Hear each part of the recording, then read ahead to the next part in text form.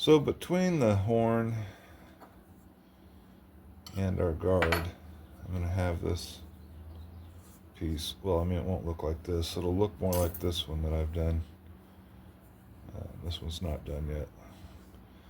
This is a micarta handle, and it's a micarta we make.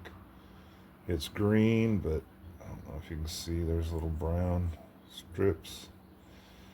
This is stacked, so it's taken like this and stacked through the blade.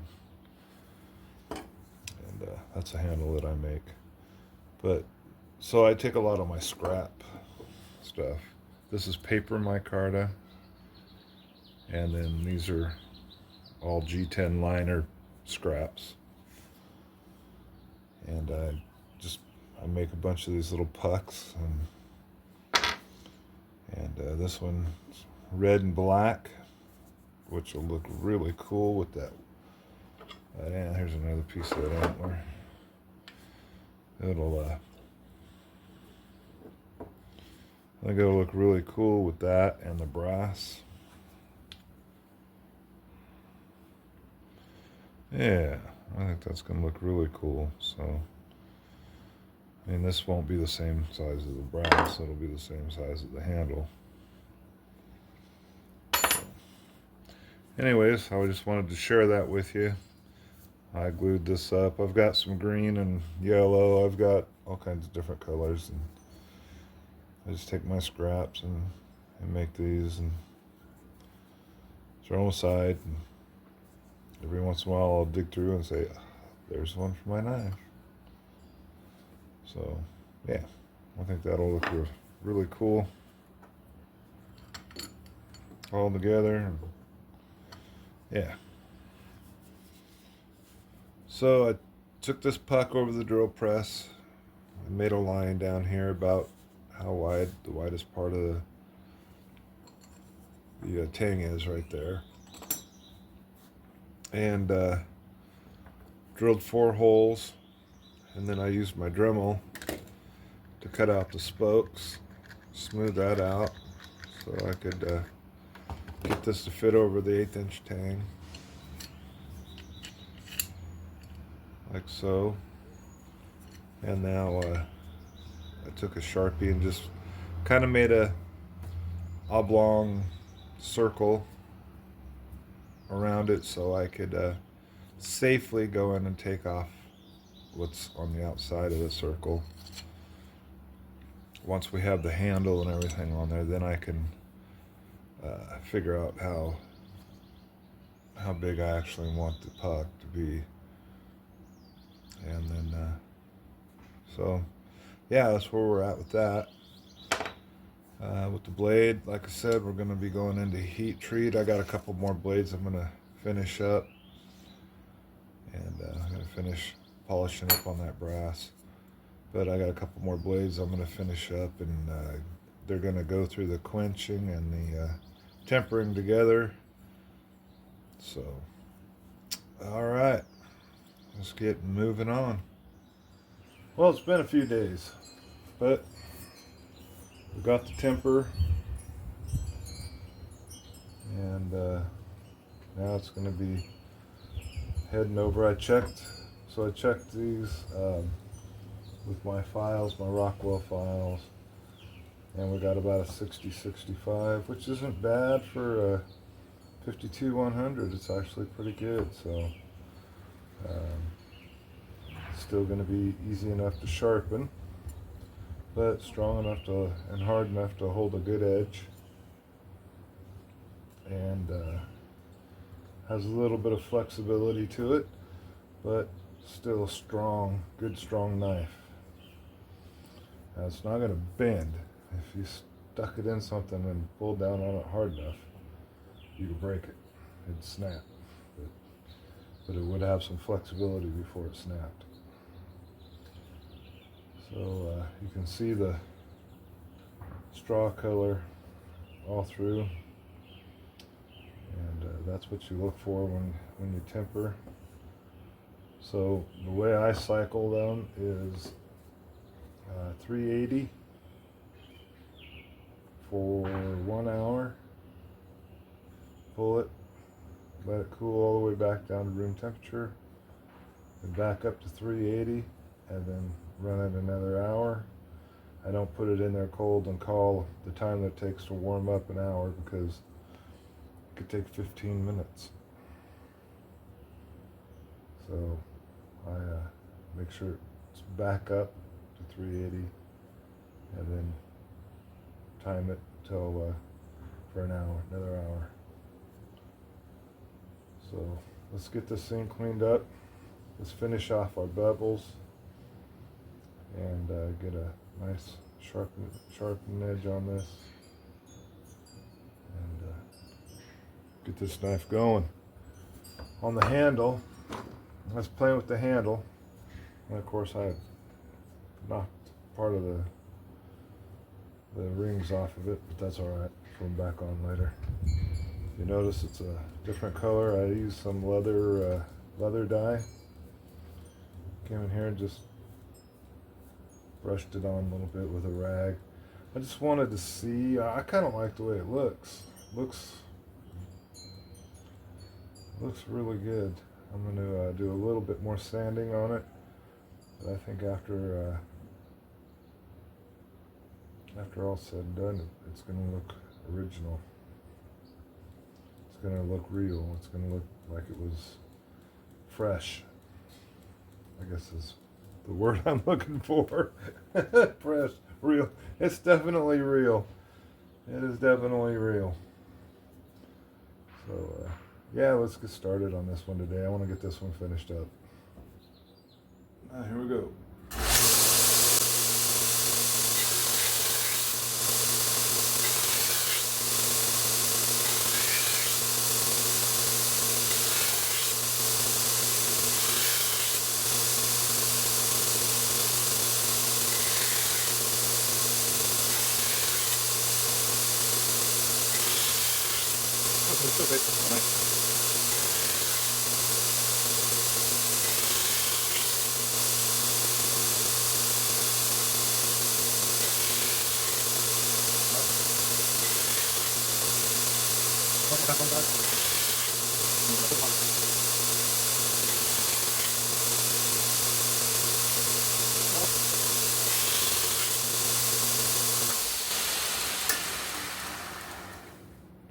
Flip her around. Okay, I got her flipped. So when I lined it up on this side and had the screws here, I had this lined up with that, which is right where it's at now. So I should get the same exact hit, and I also tracked my belt over so that's running exactly the same as it was on the other side.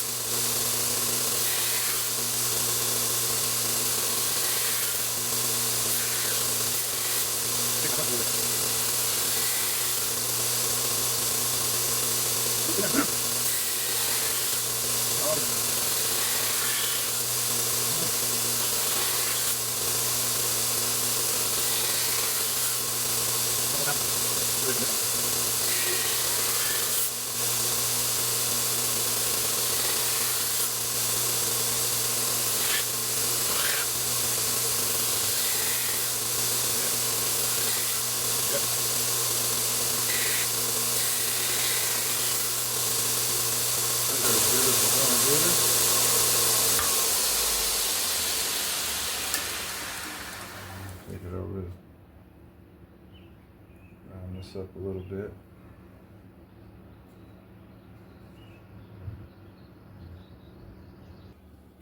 So what I have here is a Scotch-Brite belt. I've got several of them on my 130 machine. This is my large working surface I have on this. I don't use the little tiny one they come with. I require more.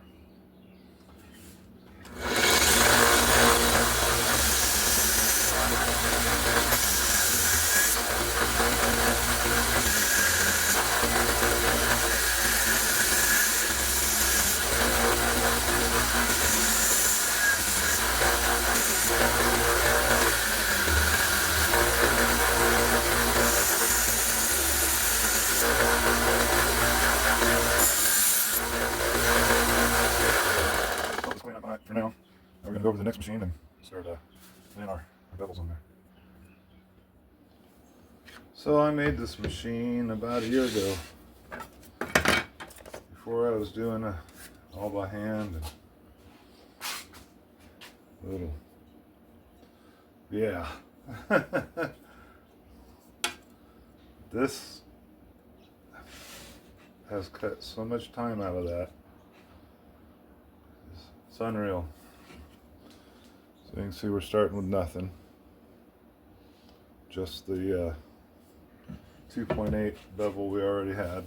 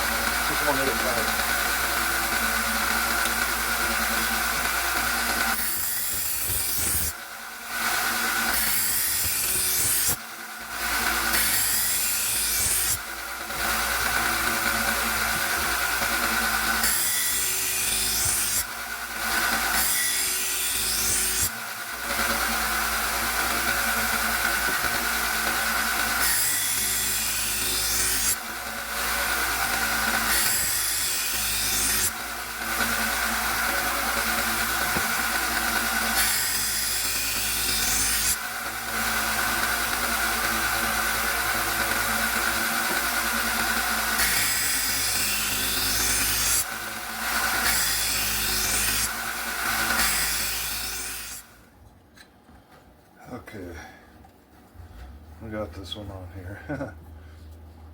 I paused the camera because this belt takes a while to put on. So, leather.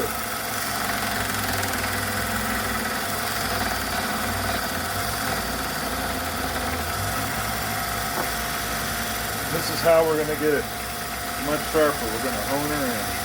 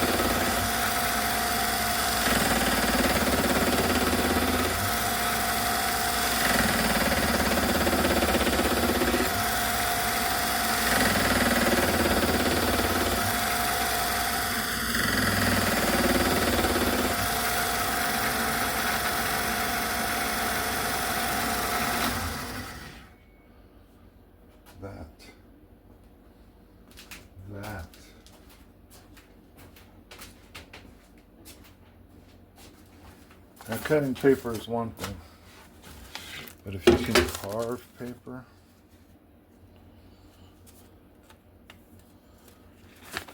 then you know you're sharp.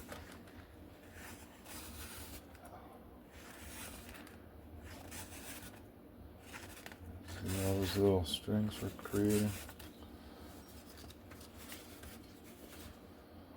This baby's sharp.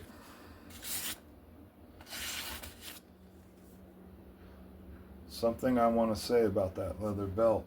You can't put it on a standard machine like this. You go trying to go at it with that leather belt coming down, and you're going to have probably a broken blade, possibly a broken hand, and definitely a screwed up leather belt. So if you get a leather belt for your 1x30, make sure that it's down. Of course, you can't see it, and that's why I built what I built.